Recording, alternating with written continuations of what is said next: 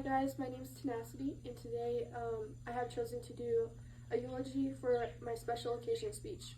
I've never gotten the honor to do one, but one person came to mind when I was thinking of what I would write and talk about.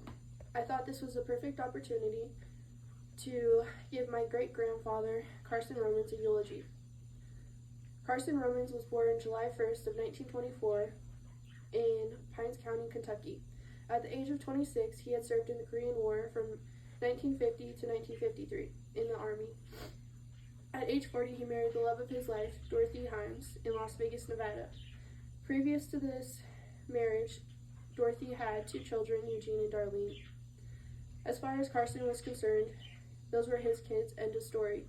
He was a very loving and supportive father. Carson was a very simple man. He didn't ever want to live a life built on materialistic things. He had work to put food on the table and clothes on his kids' backs, and that was enough for him. He was wholesome and didn't need a lot to make him happy. Family was all he needed. Carson was a very hard worker. One of the jobs he had was at the Las Vegas Riviera as a groundskeeper. He had also worked on lawnmowers. He would fix them up and sell them. Carson enjoyed hunting, fishing, and sometimes pissed off my grandma when he would take his moped around the block and end up making new friends across town. If you fished Lake Mead in the 60s, 70s, 80s, 90s, or 2000s, you knew who Carson Romans was. He still holds the record for the biggest caught striped bass in Lake Mead, and he caught the bass June 1982. It weighed at 52 pounds and 8 ounces and was 49 inches long. Carson had 6 grandchildren, 21 great-grandchildren, and 5 great-great-grandchildren. When any of us kids would come over to the house, you could expect my grandma to be telling the weekly family drama while my grandpa watched the news. For my mom,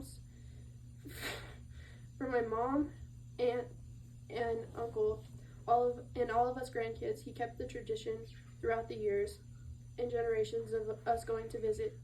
Every time we'd come over, he had a fully stocked tin can of Dum Dums, and before we could pick our favorite flavor, he would have us knock twice on the can before opening the sweet treasures inside. He had the sweetest voice of anyone I've ever known, and he passed away in 2014. He's been gone for a total of 8 years, and there's not a day that goes by that we don't reminisce of the great memories and the amazing role model we had to look up to.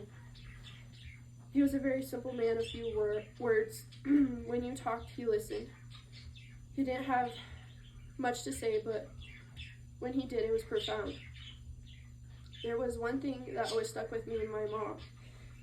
He said, "You know, my legs hurt every day, and I have bolts and screws keeping them together, but I keep going every day because there's a man out there that doesn't have the ability to walk or doesn't have the use of his legs.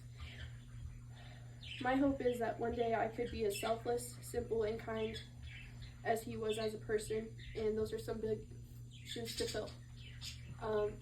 Here's a slideshow of a look into his life. Thank you.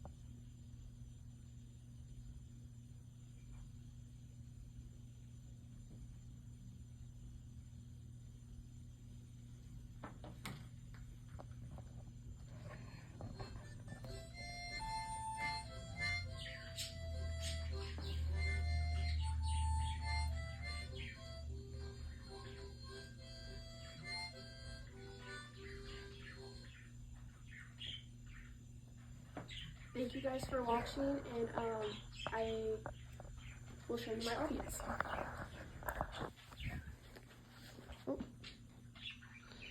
My brother, dad, and mom. Thank you.